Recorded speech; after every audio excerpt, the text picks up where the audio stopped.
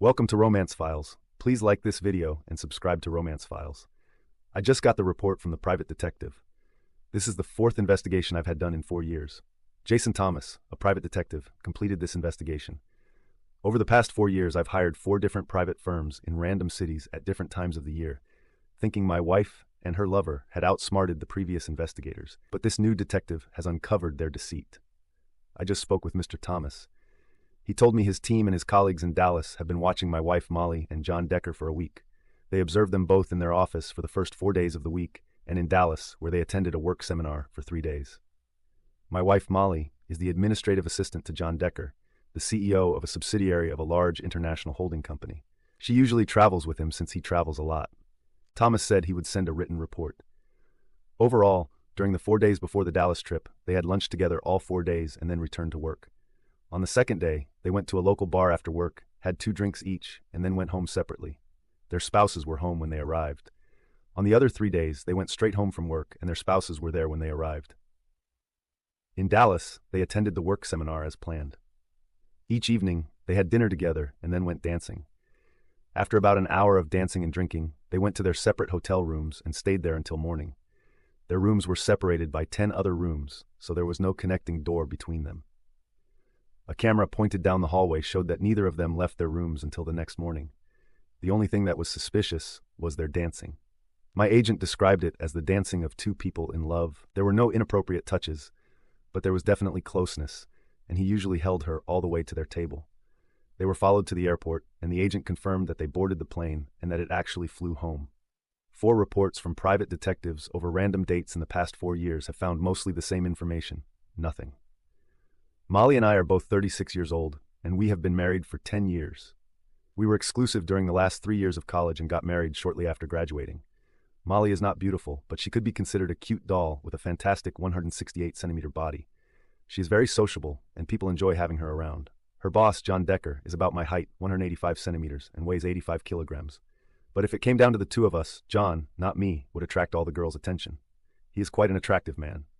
I have spoken to Molly several times about her apparent closeness with John Decker. The first few times, she said there was nothing between them except work. She promised that she would never fool around behind my back, and even offered to take a lie detector test any time I wanted. She said they were just colleagues and good friends. The last time we talked about it, she called him a special friend. I think he got a promotion. Molly and I have gone out for dinner and dancing with John and his wife, Gail, several times. John and Molly talk to each other and dance with each other much more than with us, their spouses. Once, when John and Molly went to the dance floor, I noticed Gail raise an eyebrow as if to say, "What again?" I think she notices their closeness too. I suggested to Molly that she find another job just for my peace of mind, simply because I am very jealous of how close she is with John. She says that's silly. She loves her job and reassures me again that she would never act behind my back and that she would be willing to take a lie detector test. Over the past 4 years, I have spent thousands of dollars on private detectives and found nothing. Molly was sitting at the kitchen table when I walked by. In a more serious tone than usual, she said, "Tom, can I talk to you for a minute?" When I sat down, she said, John and Gail had invited us to their lake house for the weekend. I told her we'd be happy to go, but I needed to check with you. I think it would be great. Do you mind? My first thought was that seeing him 5 days a week at work wasn't enough, and now she wants to spend weekends with him too. I tried to think of a reason not to go, but I couldn't, so reluctantly, I said okay. On Friday afternoon, Molly and I packed our things into the car and headed to John and Gail's lake house. We had a map showing how to get there, but I tried to catch her off guard by asking, "Have you been there before?" She said she hadn't, but I wasn't sure if I believed her. We drove about 50 miles and finally arrived at the lake around 4 smorg. It took some time to find their house, but when we finally did, 4 people were waiting for us on the porch. The only one I knew was John. I assumed Gail was inside. In addition to John, the welcoming committee consisted of a very large, well-built man, a middle-aged woman who appeared to be his wife, and an extremely attractive woman in her 20s. She had long red hair, and I would consider her beautiful. Everyone except her was in shorts and t-shirts. She was wearing a tiny bikini. We parked and headed to the porch. After we were introduced to everyone, I asked John where Gail was. He said she wasn't there, but didn't explain why. I found it a bit strange that we had come to visit John and Gail, yet Gail wasn't there. Probably because I had been thinking about Molly and John's relationship for years, my spider senses started tingling. Could John be fooling around with this beautiful young woman? Did Gail find out about it? What does Molly know about this young lady? Molly didn't seem at all surprised to see her here. Molly and I were shown to our room. We dropped off the small amount of luggage we had brought with us, then joined the others in the great room. The building and interior were nice. I would guess there were 5 bedrooms and just as many bathrooms. The very large man, who introduced himself as Larry, something or other, asked if I wanted a beer. I said sure, and he gestured for me to follow him to the kitchen. It seemed he really wanted to engage me in a one-on-one conversation, so I talked with him for about 10 to 15 minutes. He was a very pleasant person, but after a while, I was ready to join the others. Strangely, when we returned to the great room, he loudly announced, "We're back!" Even stranger, Molly and John were in the corner, and they looked surprised. They were both red-faced and seemed to be moving away from each other. I didn't like what I had seen so far. Gail wasn't here. Larry kept trying to get me to talk with him in the kitchen. Who was this beautiful young woman? Molly seemed to be getting close to John. I had to ask Molly what was going on, so I went back to the kitchen and motioned for Molly to follow me. She must have seen that I was at least confused and probably very upset. Instead of following me to the kitchen, Molly stopped and asked John if there was a private place where we could talk. No one seemed surprised by this request. At that moment, my spider senses were blazing. John pointed us to a room we could use, and Molly and I went in and closed the door. "Molly, what the hell is going on?" She had a look on her face as if she finally had to confront something she was afraid to talk about. "Tom, I haven't been completely honest with you about this weekend, but please let me explain everything without interrupting. When I'm done, I'll answer any questions you have, and I'm sure you'll have many. First of all, Gail decided not to come this weekend. Gail, John, and I had several meetings over lunch planning this weekend. When I finish, I think you'll understand why you weren't invited to those meetings. This is mostly Gail's idea, with some input from John and me. John accepted a promotion that will require him to move to England. He and Gail will be moving in 2 weeks. He will be replaced by a woman from the Cleveland office. I'm sure you'll like that John is leaving and being replaced by a woman. There are 2 things I need to tell you about John and me. First, as I have always told you, John and I never had an affair. We were never together in bed. Secondly, and this is the hardest thing I've ever had to tell you, I love you as much as I always have, but I'm also in love with John. Let me emphasize, I didn't just say I love John. I said I'm in love with John. I couldn't stay silent any longer. I jumped to my feet and yelled, "I can't believe this. You brought me to this jerk's house to tell me you're leaving me for this jerk. I'm leaving, and you can find your own way home. Oh right, we don't have a home anymore. You're moving to England with this jerk." I headed for the door when Molly grabbed my arm and shouted, "Please, Tom, that's not what I said at all. Please sit down and let me finish. I love you, and I'm never leaving you. You are my husband, and I will be with you until death do us part." I sat down again. Let me repeat, this is mostly Gail's idea. Before I explain why we are here this weekend, I need to tell you who the other people are and why they are here. The nice man you talked to in the kitchen is Larry. He is the head of security for our company and is here to make sure everyone is happy. So he's here to keep me in check, right? Molly didn't answer. She just continued introducing the others. Jackie, the beautiful girl, is here for you if you want. She's sweet and also a high-class escort. Janet is actually Larry's wife and an excellent cook. Suddenly, a light went on in my head. The rest of the shade suddenly became perfectly clear. I could see exactly what Molly, John, and Gail had planned. Molly knew that John would disappear from her life after this weekend. The 2 lovers, John and Molly, would spend the weekend finally being together as lovers. After that, John and his wife, Gail, would go off on their adventure to England. On Sunday, after I watched my wife make love to someone else all weekend, she and I would hold hands, happily skip to our car, and live happily ever after. Is this woman crazy? They brought Larry to make sure I didn't harm John or accidentally hurt my unfaithful wife. Jackie is here to offer me sex. All of this is to give John and Molly a weekend of love and sex. Molly, I don't agree with any of this crap. Where the hell is Gail? You say this is all her idea. Where the hell is she? She decided that for her emotional well-being, it would be better if she wasn't here. In exchange for the weekend, John signed a postnuptial agreement stating that if he and I have any contact of any kind in the future, John gets nothing in the divorce. In Gail, I signed a similar document for you. Both documents take effect when John and Gail leave for England.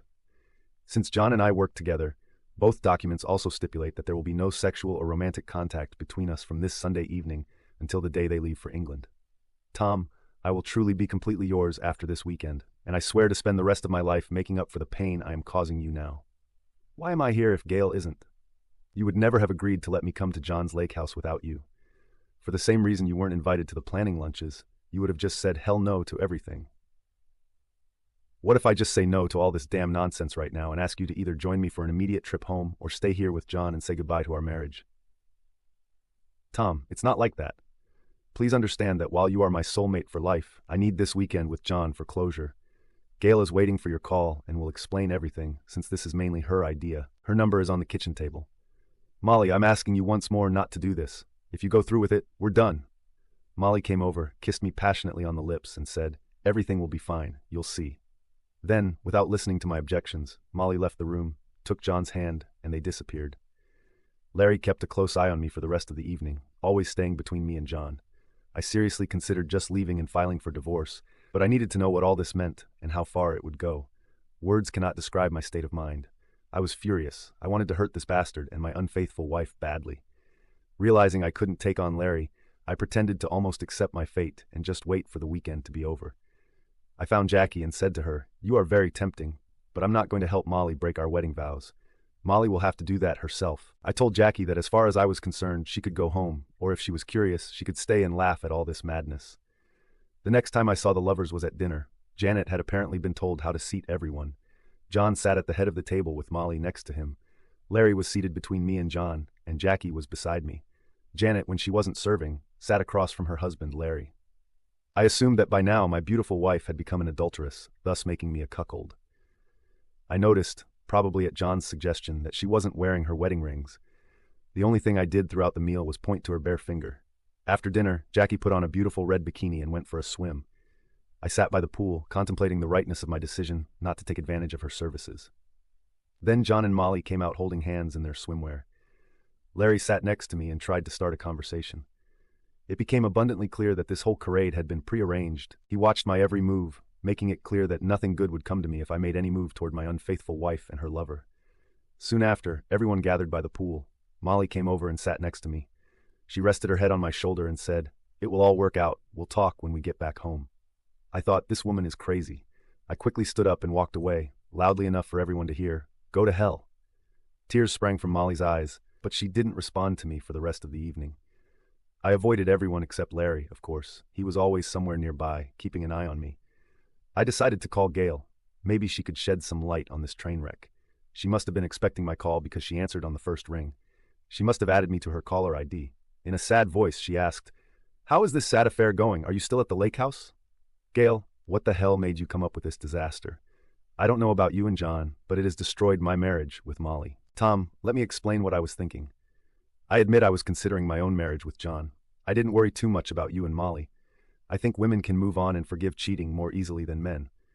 I know John deeply loves Molly and has been unhappy for 4 years because she wouldn't have sex with him.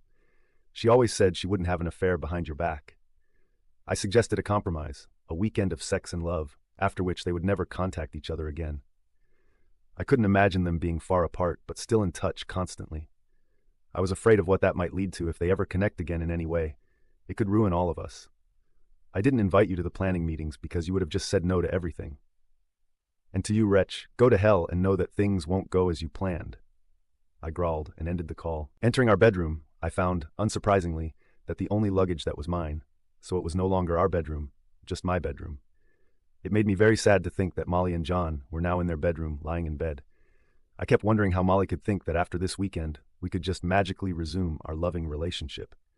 All I could assume was that their 4-year emotional affair, though not sexual, made them think the world owed them something, and that everyone would understand their needs. I couldn't sleep and stayed alert, listening to everything happening around me. Around midnight, Jackie knocked on my door and came in to ask if I was okay. She also reminded me that she was still available if needed. I thanked her for the offer and said that turning it down was one of the hardest things I'd ever done, but no thank you. She said she regretted my decision. I quietly went out to the pool. The hot tub was separated from the pool by a 3-foot stone wall, so I found a lounge chair, dragged it to the tub, and quietly settled in. Naturally, my guard was probably sleeping in his room near the bedroom of the adulterers, and he was nowhere to be seen. I waited an hour or so, then suddenly heard voices approaching the pool. I immediately recognized the voices of the 2 lovers. They couldn't see me, but I was only 10 feet away from them, hidden behind the short stone wall. Molly said, "I can show you how much I'll miss you, but we have 2 days to spend in love and remember for a lifetime. Let's undress and make love in the pool. Take off your clothes. I'll get us a couple of drinks." Molly stood up and went to the kitchen to get drinks. I hated him, and I hated Molly for the absolute emptiness I felt. Finally, the moment I had endured the whole day's humiliation from this jerk and my cheating wife had arrived. John was naked and waiting for Molly when I approached him from behind. I shouted loud enough for everyone in the house to hear me. "Hey! It seemed like I was calling him that all the time now. When he turned around, the anger I had been holding in all day exploded, and I kicked him, hoping to ruin his experience with my wife. He doubled over and fell into the pool. I knew Larry would soon get up and come after me, but I didn't think he would actually fight me. He might yell, but he wouldn't want to face assault charges, and anyway, the damage to his boss was already done, and Larry wouldn't seek revenge. I noticed that Molly ran to check on John, not on me. I had seen enough. Everything I planned after finding out about my cheating wife was done, so there was no reason to stay. I grabbed my bag, got in the car, and drove home. However, before leaving, I did one thing. I took off my wedding ring and left it on the kitchen table. Molly would probably understand that our marriage was over. I spent the rest of the weekend sitting at home in a recliner, staring at the TV. I wasn't really paying attention to what was on the screen. My mind was occupied with images of my beautiful wife with that jerk, John. Since I had been at the lake house and knew the layout, I could picture them in various rooms, embracing with wide smiles, kissing as they held each other, and her in bed with him, doing what should have been only for me. I wondered what she would say when she came home, if she came home at all. I really hoped she wouldn't come back, but I didn't know where else she could go. On Sunday evening, a car pulled up and stopped in front of my house. It was John and Molly. John got out of the car intending to walk over and open her door. He probably asked Molly to wait and let him open the door for her, obviously to humiliate me. I think he forgot that the human body stiffens after an injury and a long drive. He winced as he got out of his door, still feeling the kick I gave him 2 days ago. He had to hold on to the car's fenders to walk around the side. Finally, he reached her and awkwardly opened her door. He helped Molly out of the car. Moreover, Molly helped John help her out of the car. I was glad that my parting shot at the lake house had obviously disrupted their lovemaking. This whole display was meant to show me that he was returning her to me after she had chosen to stay with him over me at the lake house. They embraced each other like lovers, not caring what I or the neighbors might think. I had enough. I opened the front door and took a step toward John. "If you don't get out of here in 5 seconds, I'll do more than just kick you again." John, limping, quickly returned to his car and drove away. I went back inside and sat in my recliner. Molly didn't even watch him leave. She walked through the front door with a fake smile on her face. "I'm home, honey."